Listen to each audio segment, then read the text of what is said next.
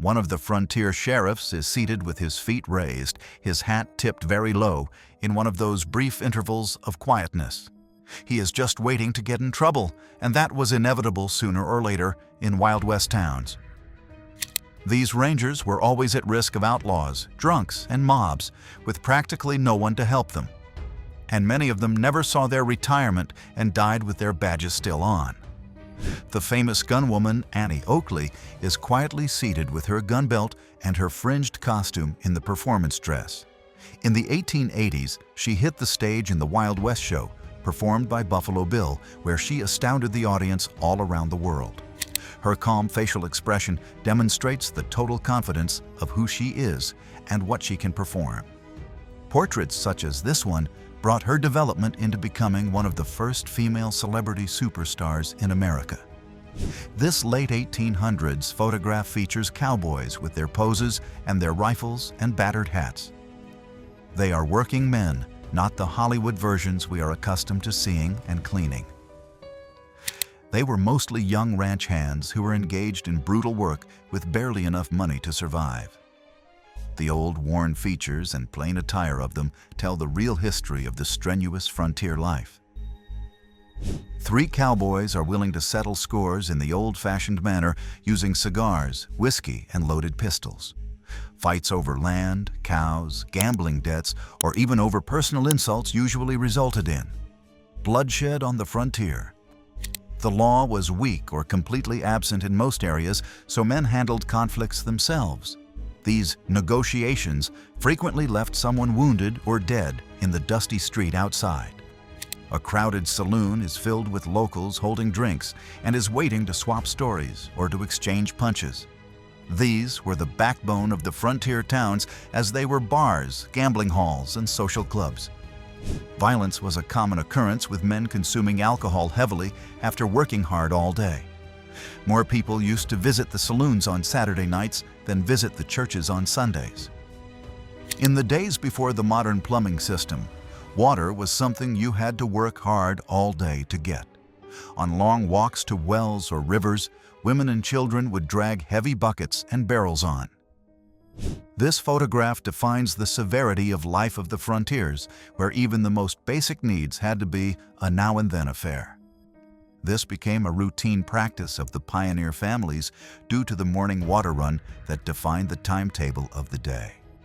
It is a huge steam locomotive passing a high wooden bridge across a deep canyon in the late 1800s. These industrial giant iron men changed the West as they linked out-of-the-way towns with the rest of America. The construction of these bridges claimed the lives of many workers who would fall to death as they were constructing the bridge at dizzying heights. The railroad transformed isolated settlements across the frontier into a single country virtually overnight. One man is tall with a huge knife in his hand, looking at the camera. Tintype photographs were widely used in the 1870s since they were less costly and durable compared to the alternative process. He turns directly to make everyone notice his great weapon hanging on his body. Hunting, defense, and other daily frontier life activities required large knives as a crucial survival. The land rush in May 1889 in Guthrie, Oklahoma Territory, sees the jail circled by its residents. There is also justice and revenge as citizens of the town make the law their own. The mobs of the frontier often illegally hang the alleged criminals without trial, where legal processes appeared slow or weak. In newly settled places where there was little or no real law enforcement or a corrupt police force, vigilante justice was the rule. In 1876, the blacksmith shop of the Silver King mine in Arizona, where tools were continually being created by sparks. Blacksmiths were also key employees who ensured mining operations were running smoothly by creating and repairing instruments on a daily basis. The Silver King was able to bring millions of dollars of silver out of the Arizona desert. The mining towns were fully reliant on the blacksmiths to make the equipment that dragged riches out of the underground. In 1872, Sister Blandina went through the Wild West alone as a Catholic nun on a mission. She looked after the ill, erected schools, and even took on Billy the Kid with courage alone. It required superhuman courage to work with miners, cowboys, outlaws, and the Native Americans across Colorado and New Mexico. Her courageous devotion was so respected that even the toughest of criminals had to be her guardians on the way on her travels. A frontier woman poses in a photography studio holding a pistol in her lap confidently. During the 1880s and 1890s, many Western women learned to shoot for protection and hunting. She stares straight ahead with a fearless look, showing the toughness women needed to survive harsh conditions. Studio portraits like this were expensive, proving people wanted to display their strength and independence proudly. The finding party and their horses are on hot, slick rocks of the Navajo Mountain on their way to Rainbow Bridge. This 1909 expedition was in search of the huge natural bridge that the Native Americans had long been aware of. One of the largest natural bridges in the world is Rainbow Bridge, which was sacred to local tribes. It was discovered by white explorers in the year 1909, even though the Navajo had made visits to this sacred place since time immemorial. At the Gros Ventre Camp, Fort Belknap Reservation, Montana, a dog is being cooked in a cooking pot. Some Plains tribes traditionally consumed dog meat at ceremonies or when more common food was not available. By 1906, Native Americans in reservations were in appalling poverty and near starvation because animals like buffalo were exterminated and government ration was inefficient. Numerous tribes found it very difficult to preserve the customary ways of doing things when they were languishing in reservations with very few means. In September 1885, Geronimo and his band of Apache warriors captured 11-year-old Jimmy McKinn. Jimmy was bitterly resisting being brought home to his family when the Indians were briefly captured in March 1886. He was taken in a photo with the Indians prior to the ultimate surrender of Geronimo into the military. Jimmy had already assimilated into the Apache life in 6 months, an indication how some of those who were captured favored the native society. A cowboy who is ready to use a lasso looks outside the herd to his fellow cowboys who are waiting on the horizon. Cattle roundups occurred twice a year to collect, brand, and enumerate cattle scattered throughout large open lands. Cowboys had to work the entire day in the saddle, sorting cattle in clouds of choking dust. By 1902, the open range era was fading away, with the free grasslands being subdivided with barbed wire fences. Cowboys worked together branding calves on a Montana ranch in the late 1800s or early 1900s. Branding was hot, dangerous work where calves were roped, thrown down, and marked with red-hot irons. Each ranch had its own unique brand registered legally to prove ownership of their cattle. Cattle theft was common, so brands were essential proof, and rustlers who changed brands could be hanged. Coaches and buckboard wagons go past and over the steep S-shaped part of the Pike Carriage Road in Colorado. This perilous highway went up more than 14,000 feet to the top of Pikes Peak in the narrow mountain air. The switchbacks were so narrow and sharp that horses would panic and wagons would roll back or right over the edge, destroying themselves. Though risky, the spectacular mountain views warranted the good money that tourists paid to take the thrilling ride. On September 14, 1904, outlaw John Sontag was shot dead and photographed as he was dying. Sontag and his accomplice Chris Evans were railroad thieves who engaged in a legendary gun battle with the lawmen who were after them. It was also a custom to take photographs of dead or dying outlaws as a demonstration that they had been killed. These bloody images were usually bought as souvenirs or postcards to feed the interest of people towards the well-known criminals. In 1875, this was the camp of miners working the North Star and the mountaineer lodes in the San Juan County of Colorado. One of the most inhospitable and unpleasant places to reside in the whole West were the high-altitude mining camps. Miners were subjected to freezing, fatal avalanches, and total seclusion searching to find gold and silver in hopeless state. During brief summer months, supplies were to be packed in by mule, and in winter camp was absolutely cut off. During the Black Hills Gold Rush, deadwood Dakota Territory was a gold rush town that was booming in 1876.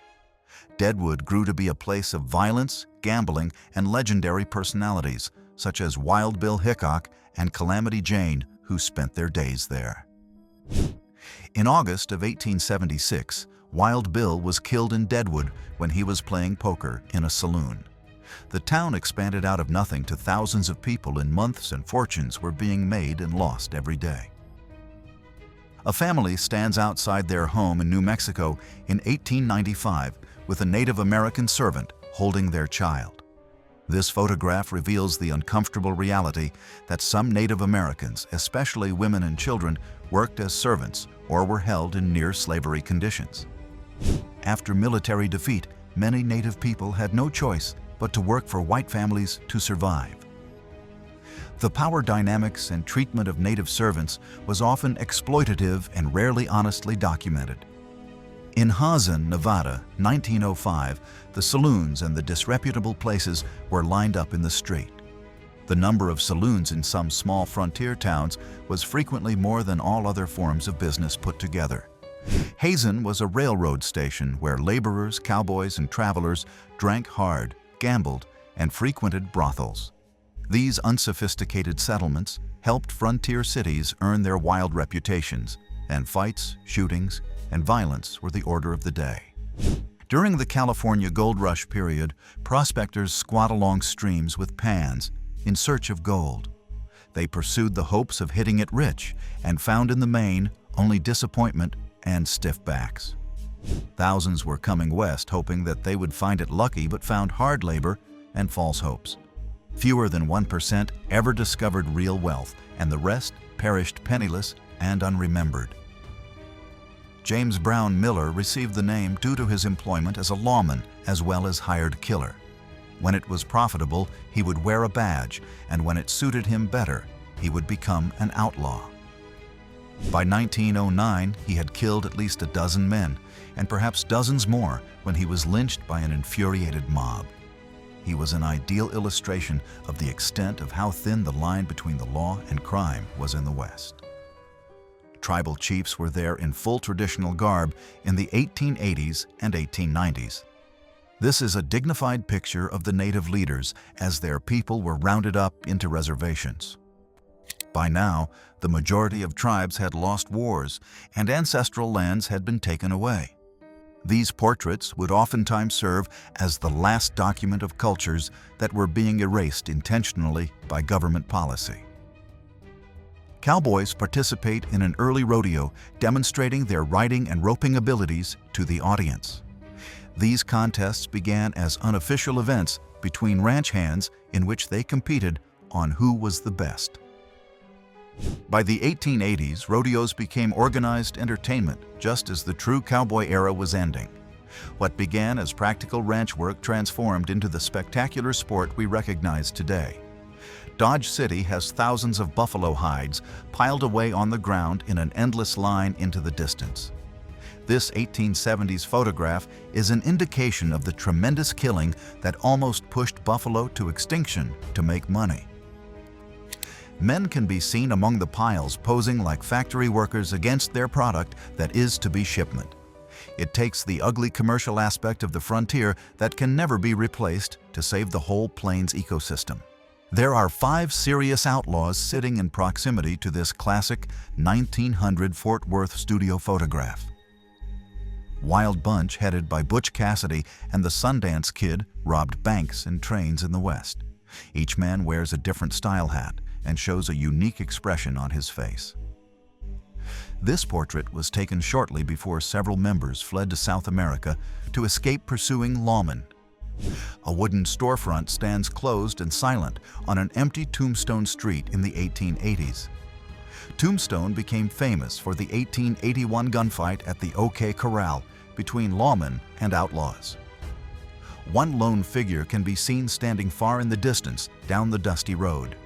The photograph captures the town during its boom and bust mining days when violence ruled the streets. The plain white backgrounds of the modern series are opposed by working-class Westerners staring in the camera right in their face. In the 1970s and 1980s, photographer Richard Avedon made journeys through the American West to photograph real people. Their features are brown and worn and hardy with years of hard life. These commanding portraits demystify any romanticism to reveal the real individuals who made the West. In 1885 Arizona Territory, the settlers passed through the Gila River in buckboard wagons on a hazardous trip. One of the scariest experiences pioneers had when they were heading to the west to new homes was river crossing. Within seconds, fast currents would carry away wagons, horses, and whole families and drown them. In the absence of bridges, settlers waited to make crossings and hoped their wagons would remain dry in the swollen water. One of the riders is filling his water keg at a desert well, and his horse is drinking. Discovering water in the Arizona desert was a literal life or death matter to those on the road. Wells were frequently miles apart, and others were dry or defended with alkali, which killed cattle. Riders were forced to memorize all the places of water sources and have enough of them during dangerous stretches of empty routes. In 1886, a number of Apache prisoners were sitting at a rest stop near the Southern Pacific Railway. After years of resistance, these prisoners were being moved to remote reservations that were not close to their traditional homeland. The Apache Wars were about to conclude with the surrender of Geronimo, and the military was transferring whole tribes by train. Disease, starvation, and heartbreak at the loss of all they knew led to the demise of many prisoners during these forced journeys. This photograph of the year 1905 depicts two popular methods of transporting water in Old Mexico and the Southwest. One man is getting water buckets on a shoulder yoke, and another man is getting water through a burro. The daily use of water transport also took hours of work in the desert areas. The community that had no wells relied fully on these processes, and therefore water haulers were key employees in all towns. In 1900, a table of men were gambling over faro in a Bisbee saloon. The most popular game in the Wild West was the faro, and it was played in almost every saloon. Bisbee was a prosperous copper mining town in which miners even bet away on single-night paychecks. Dealers and players would cheat in the game, and this would result in accusations, fighting, and even fatal shootings. In Guthrie, Oklahoma, a new settler is looking to find a piece of land to occupy in a new town location. This was in the popular land rush of Oklahoma in 1889, when thousands of people rushed to acquire free land. Noon, April 22nd. A firearm opened the stampede, and 50,000 human beings crowded forward at the same instant. In one day, Guthrie passed through empty prairie to a city of 10,000. In 1889, the first blacksmith shop was ready to do business in newly established Guthrie, Oklahoma. This shop was constructed in days or weeks following the land rush, and it was absolutely necessary to survive. Blacksmiths crafted horseshoes, mended wagons, produced tools, and made hardware that the desperate settlers needed now. A frontier town without a blacksmith just could not exist and develop into something permanent. Land in a new California territory was auctioned off inside a tent in 1904 to eager buyers. These land sales attracted speculators, farmers, and businessmen hoping to buy valuable property cheaply and get rich. Auctions were often chaotic events with bidding wars, fraud claims, and fierce disputes over property boundaries. Many people lost their entire life savings buying worthless land based on lies from dishonest land companies. Crews constructed a railroad track on desert prairie, forever altering the frontier. The construction of the Transcontinental Railroad was characterized by gruesome labor by the Chinese and Irish immigrants who were subjected to deplorable conditions. Accidents, diseases, and wars against native tribes protecting their own country claimed thousands of lives. These railroads killed buffalo herds and brought the traditional native lifestyle to an end. This is a 1880s photograph which depicts Calamity Jane taking a fearless pose with her rifle in her hands, Martha Jane Cannery. She was living precisely what she desired in a world that was that of men.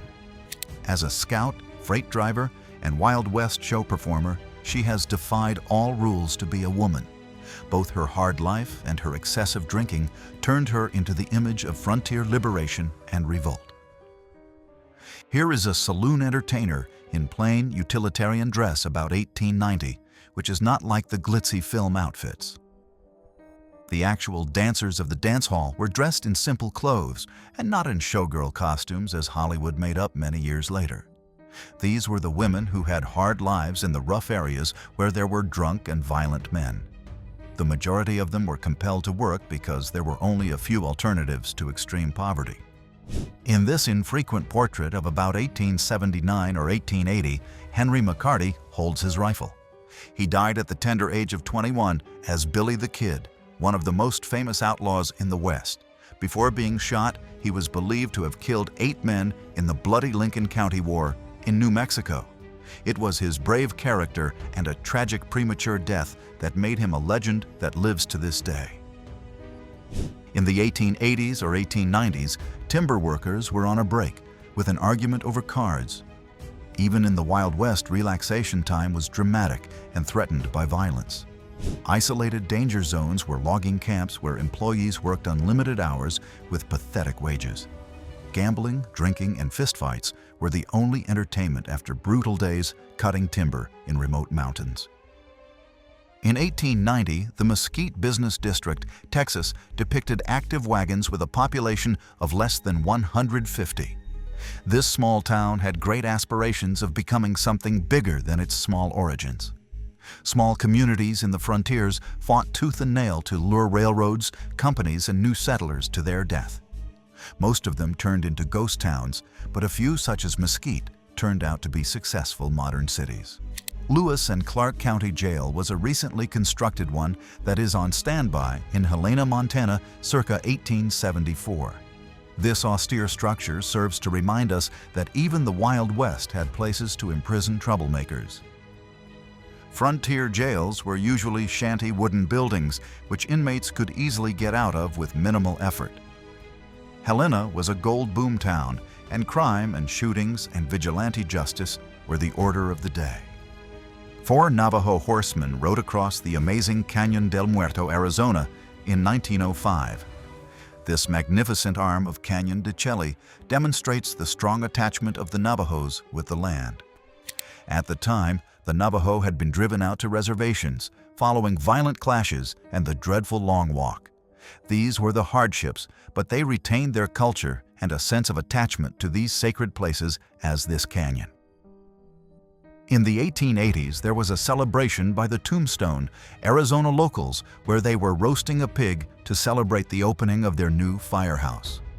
It was a real frontier party when all the community was united at one table and celebrating. The danger of fire was unceasing and fatal in the towns of the West, which were wholly of wood and canvas. An adequate firehouse guaranteed more security and indicated that the wild mining town was becoming more permanent. Theodore Roosevelt examined the Dakota Badlands in the later days of 1885 prior to his presidential election in 1901. He arrived in the West as a young man, heartbroken by the death of his wife and mother on the same day. Roosevelt ranched, hunted, and lived hard in the Badlands, experiences that shaped his conservation policies later. He sought adventure and healing in America's wildest corners through frontier hardship and solitude. The very first house on the present site of Dodge City, Kansas, built in August 1872. Dodge City would become one of the most famous Wild West towns, known for violence and legendary lawmen. This simple structure was the beginning of what became a major cattle shipping center and frontier boom town. By the mid-1870s, Dodge City earned its reputation as the wickedest little city in America. It is a poker game between 1887 and 1889 at a ranch owned by John Doyle in Arizona. Ranch life was secluded and lonely, and therefore such social events such as these were big entertainments to everybody. Poker games would continue throughout the night, and the bets were made in both money and other forms, such as horses, cattle, or land. These games of friendship were not without violence, as sometimes indignant accusations of fraud flew across the poker table. a bar shot in a bar at the Table Bluff Hotel and Saloon in California in 1889. The frontier drinking place is depicted by the long wooden bar, shelves for placing bottles, and plain furniture. In tiny remote areas in the West, saloons acted as hotels, restaurants, post offices, and social centers. The level of violence was so high that most bars had loaded weapons behind the counter to protect themselves in case of violence. Founding of Anadarko demonstrates an auction going on at a lumber company booth, August 8, 1901. There are temporary bank buildings and the first signs of a lodging house as the new town is coming together. This was the other land opening in Oklahoma, where white settlers were given Native American reservation lands. At one time, whole towns were literally constructed within a matter of days, with thousands of people claiming their spots and setting up businesses instantly. Frontier, 1898.